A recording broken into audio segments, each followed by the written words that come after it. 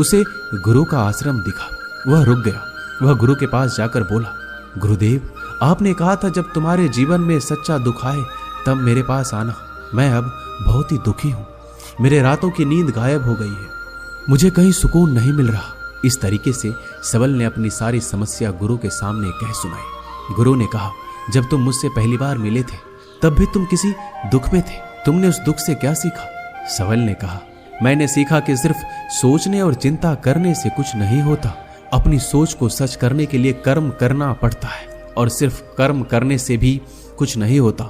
अपने कर्म को अंतिम पड़ाव तक ले जाना भी आवश्यक होता है। चाहे रास्ते में कितनी मुश्किलें आए, मन कितना ही निराश हो, कितना ही लगे कि अब आगे कुछ नहीं होने वाला है, तब भी ये मानकर चलो कि मैं जो कर रहा हूं उसमें मैं अवश्य सफल हूंगा। लोग सिर्फ सफल व्यक्ति को सम्मान देते हैं, फिर चाहे कोई कितना अच्छा क्यों ना हो, वह लोगों की नजरों में बोझ ही होता है। यह सब सुनकर गुरु मुस्कुराए और बोले, यह असली दुख नहीं है। जब तुम्हारे जीवन में असली दुख आए तब मेरे पास आना, मैं उसका समाधान अवश्य करूंगा। सबल ने जाते समय गुरु को सोने के सिक्कों से भरा एक घड़ा भेंट किया। घड़ा देखकर गुरु ने कहा, यह मेरे किसी काम का नहीं, इसे उस पेड़ के नीचे गड्ढा खोद कर दफना दो। सबल ने गुरु के कहे अनुसार घड़े को पेड़ के नीचे दफना दिया और वहां से चला गया।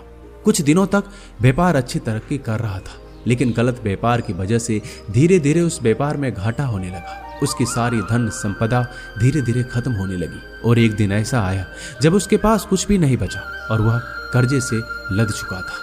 लेकिन वह निश्चित था, क्योंकि उसने सारा कर्ज अपने मित्रों से ही लिया था।